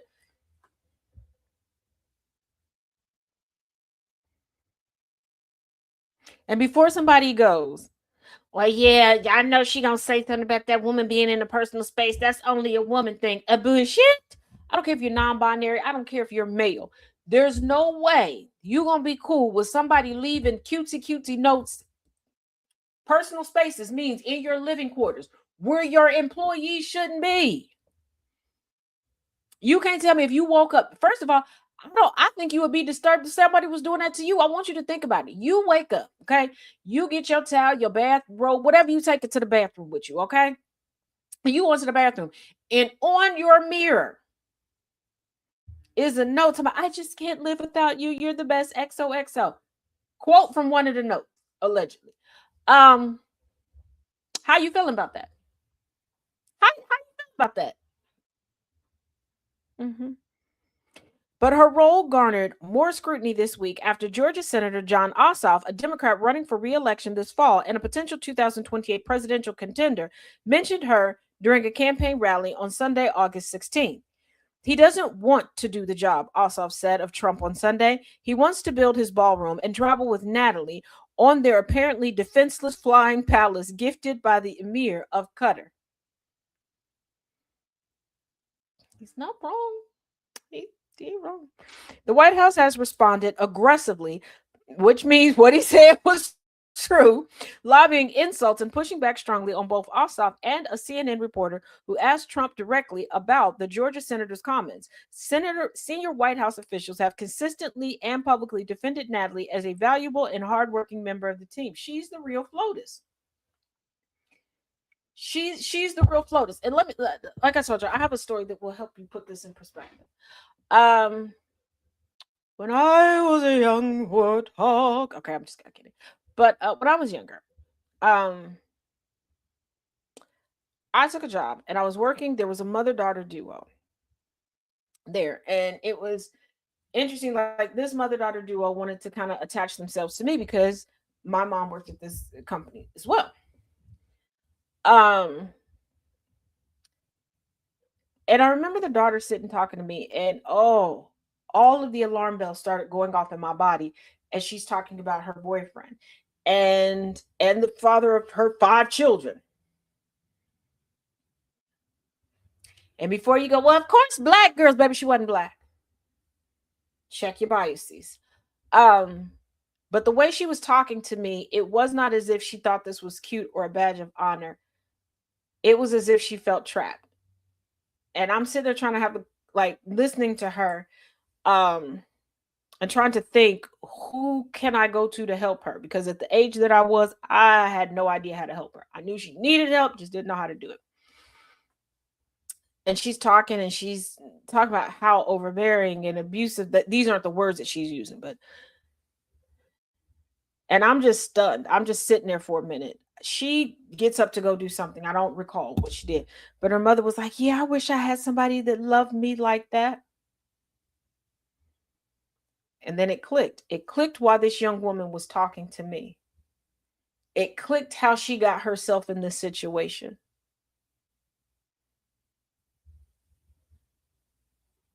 And for Trump, he's getting what he thinks love is, what he thinks actual healthy admiration is from Natalie. I need y'all to realize we have conversations all the time about daddy issues.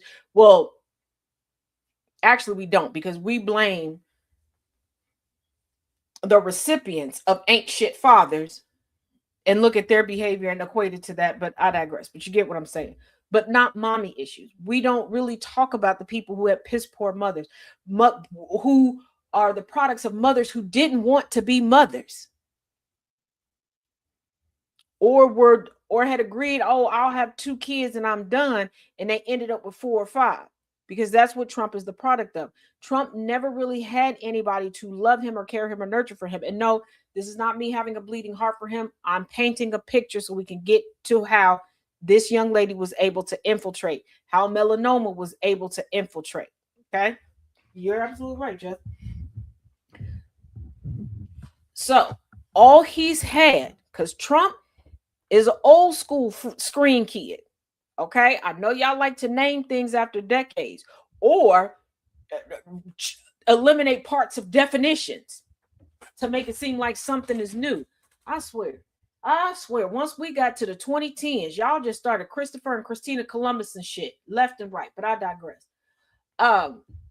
So I need you to realize, if you would have been allowed to formulate how you view the world from a young child based upon television shows, cartoons, etc., and movies, and nobody corrected you, nobody gave you guidance, because I want you to think about how you learned the difference between make-believe and reality, and how you were garnered and taught about this. Imagine never being taught and never being pushed to an intellectual level where you could even teach that to yourself. And also growing up in an era that's very mob story heavy. So believing that, oh, that's respect, that's admiration, these different things. This is why he's so big on loyalty. He doesn't know it's a two-way street. He thinks that you can intimidate people into just unwavering, no questions asked, rocking with you, defending you, and throwing themselves on the sword for you. Mr. Rogers, yes. So I need you to put that in your head. Now, do I believe that Ivana Trump loved him? Yes. But he is the product of not being intellectual enough to deduce things. And from his marriage with Ivana, he came from an abusive home. He was emulating his father. Let's be real. And because his father placated him and forced other people to placate him for so long, when Ivana came and she was the brains of the operation, he lost his shit and she had to go. So you have this young lady that he doesn't know about her writing to other presidents. He doesn't know about her infantilizing and having a kink for the greatest power in the land. Because there are women, there are people, period, that their attraction is to power. So I want you to think about the indoctrination in this country. Who's more powerful? Who's more powerful? And that proximity, that adjacency where, oh, I only, remember the previous story, I only report to him. That's her kink. It could have been anybody up there. It could have been Jimmy Earl. Okay, it could have been Billy. Okay, it could have been Barry. It could have been Barry. She'd have been out there holding his Dijon mustard, tan suit, and basketballs. Like, I just want to be here. Let me give you a good note, daddy. She would have been there for it. So Trump is like, oh, she loves it. She did all of this to prove that she loved me. I had her doing ridiculous stuff. She did it. And then she's telling him the things that he's always wanted to hear. You're a good boy. You're the greatest. You're so loved. I couldn't imagine a life without you. All of these things he's heard be told to other people.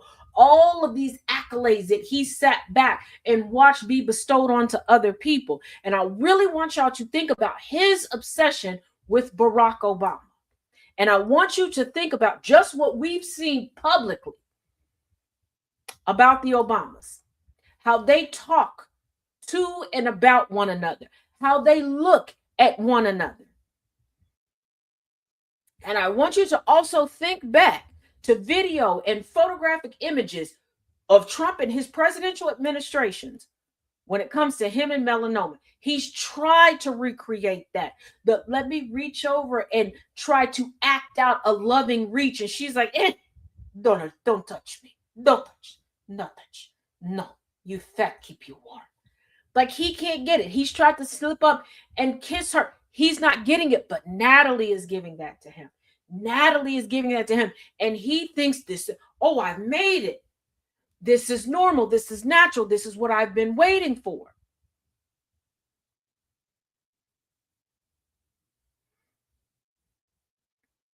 But also, here's the thing. When Natalie realizes melanoma ain't going nowhere, and melanoma don't get, and here's the thing, melanoma is not jealous. I think the only thing that would cause Natalie to up the ante, like we would know more about her and she would be more public facing, and because she would get in his ear like, oh, you know, I'll do this event with you. Just get me a pretty dress, is because it's not getting a reaction out of melanoma. Let's not forget, scandalous white-bodied women love the competition. Love the competition. Okay? Ain't nothing like a white woman mistress. You're right, Nana J, the real life fatal attraction. But ain't nothing like a white-bodied mistress. She wants your wife to know, but she doesn't want to explicitly say it. Like, she wants to keep getting the benefits, but she wants to send signals. Because we women know we can have whole conversations with one another and men will be none the wiser. Be done read each other for Phil. Like, girl, was that Tony Braxton song? That's how melanoma living. Like, girl, he wasn't man enough for me. I carry the last name for reasons. For reasons. Like, she's not getting a reaction. But if melanoma is like, you know what, I've tired of this. I've tired. Pay her off like the others, Donald. It's time for a new one. Natalie is going to lose her shit. Natalie is going to lose her shit. And as much as I can't stand Trump, and as much as I keep telling y'all, Trump keeps making history. And keep in mind, all history is not positive. We may have our first murder case in the White House. Like, for real, psychotic snapped episode coming out of the White House.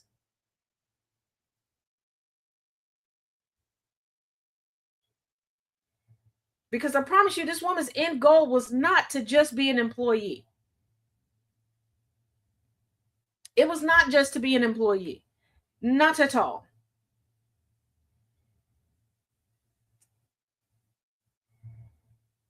She done spent, since she was 16 years old, she is now 35, writing cutesy letters to presidents.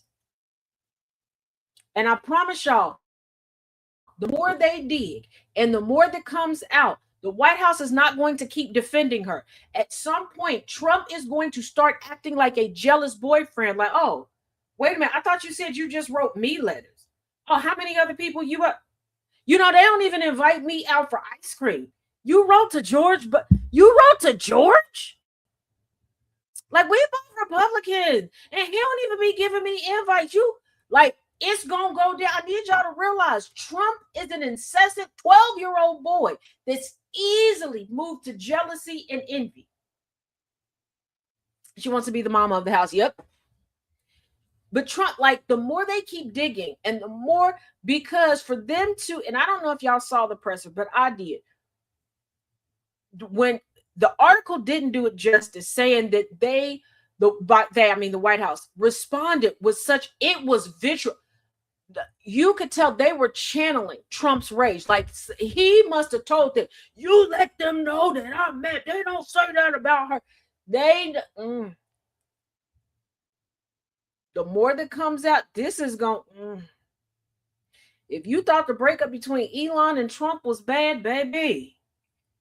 And Bush is friendly with Michelle also. Yeah. If y'all thought the breakup between Trump and Elon was bad. Because remember when Elon got his little fifis hurt, he started talking about Trump and the Epstein files. According to Scuttlebutt, Miss Binky herself been up and through all of the meetings, which she's a national security risk. What clearance does she have? And quite honestly, with her obsession, she could easily be flipped into a honeypot. Did they make up Musk and Trump? They kind of did. There was like this weird sleepover at the White House that pissed off Melanoma, even though Melanoma wasn't at the White House at the time. That's when Elon was like, yeah, I had 2 tubs of Haagen-Dazs. It was so nice. Trump got me Haagen-Dazs ice cream. I want y'all to remember, a billionaire for like 2 weeks, the one and only trillionaire on the planet, was super impressed by, and I know it's the little things that can work for people, but no, he was impressed like he ain't never had Haagen-Dazs before. Like he thought Haagen-Dazs was expensive. And trust me, I know that feeling because there was a point in time, I was a minor. There was a lot of things that I thought cost millions of dollars. Keep in mind, I was a child. We talked about my child brain. Well, I thought, there were certain things that you had to have like Scrooge McDuck money to have. Just because something weren't at my local grocery store. So I thought, there was like a special rich people grocery store. We didn't have a big grocery store where we were. But yeah, he was acting like that. Like, ooh. Like there was a woman once that claimed she didn't like shrimp. It wasn't that she didn't like shrimp. She had never had shrimp until I made a shrimp cheese ball and she had some. Baby, she wasn't eating shrimp because she came from a poor family and decided, it would be disrespectful if she did better than her parents.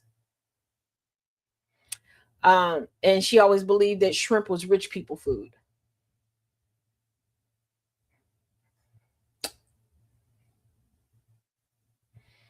And I want you to remember, Trump did not grow up rich, okay, because his family didn't really establish any wealth until he was older.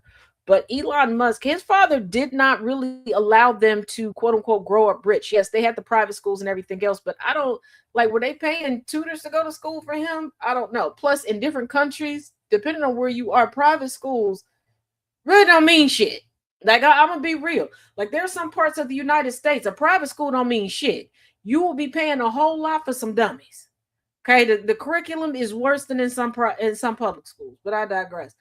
But they weren't really afforded a lot of luxuries because you got to think, wealthy people are afraid of being poor. And their idea of poor is way different than ours. So they nickel and dime a lot of times way more than the rest of us. Why do you think to invoke envy buying, capitalists will gift these people stuff? When you're wondering like, well, that's a billionaire. Why are they giving them free jewelry to wear? Why are they giving them a free dress? Yeah. Especially old money. Old money will take forever to purchase necessities, to repair something. Baby, they holding on to that dollar for as long as they can. They out here like, I need a dollar don't bother me. Yeah.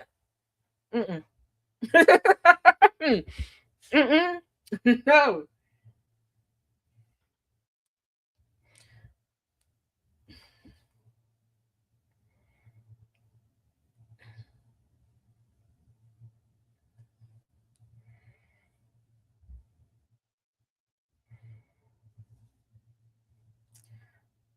Yeah.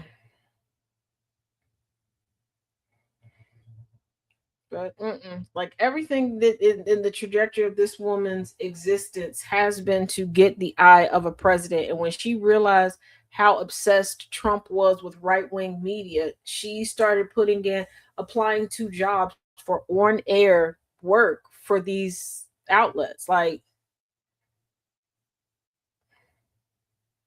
and she not letting go of that position. Quite honestly, if Susie Wiles was a little slimmer and a little younger, she would be the binky. But Susie Wiles has cemented herself as a surrogate mother. That's why she was able to say that Trump had an addictive personality, and he was like, "Yep, yep, she's right. If Susie says it, it's right. There's how go. She's smart. She know me better than anybody else. That's right."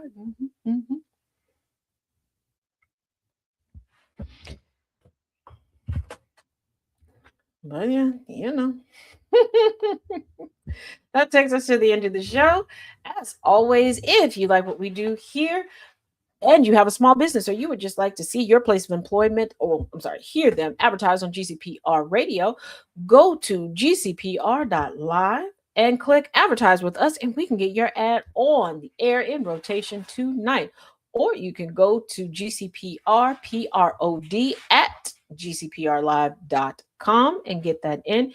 If you would like any of the great merch that I personally have available, you can go to tazisms.com. As I said, I have added some self-care downloadable digital coloring books. Also, you can go to Amazon and get Anti-Racism Journaling by yours truly, Taz J, and start your journey there. Also, if you're an avid fan of Sound of Coffee, you can get the pre-show videos on Patreon at patreon.com/CW/TazJ. For all else, you could just go to linktree.com. I'm sorry, linktree/Cincitaz, CINCITAZ, as in zebra. Freaking energy. I feel like I'm forgetting something. But I don't know. As always, thank you for listening in. Whether you were listening in over the GCPR airwaves at gcpr.live or through our Android and iOS apps, or if you were listening and watching from all over the social media sphere, thank you for joining. And as always, each one teach one, each one reach one. And be sure you be good, or as my twin says, be good at it. Till next time, y'all. Be good. Bye, y'all. Bye. Turn the dial up, let the static fade away. We're building up the future, tracking every single day. Start the morning right, let the rhythm start to breathe. With the sound of coffee pouring, giving just what you need. From the sunrise spark to the late night glow, there's a space for your story and a steady undertow. When the sun goes down and the shadows start to lean, we close it all out with conversations with Jonathan. This is GCPR Radio, loud and clear, where every single voice matters, far and near. Yeah, we lock it in, connect the track, GCPR, got your back, download the app on your phone today. iOS or Android, we're a click away. And the weekend hits, yeah, the energy shifts. Sundays bring the heat with a couple of gifts. The Kennedy effect gives us the hard-hitting news, breaking down the facts, clearing out the blues. Then Wayne Green Gambler step right into the zone, rule them the position on the microphone, telling you what to watch, what's a hit, what's a miss. Then it's the villain's view for their random commentary bliss. This is GCPR Radio, loud and clear, where every single voice matters, far and near. Yeah, we lock it in, connect the track, GCPR's got your back, download the app on your phone today, iOS or Android, we're a click away.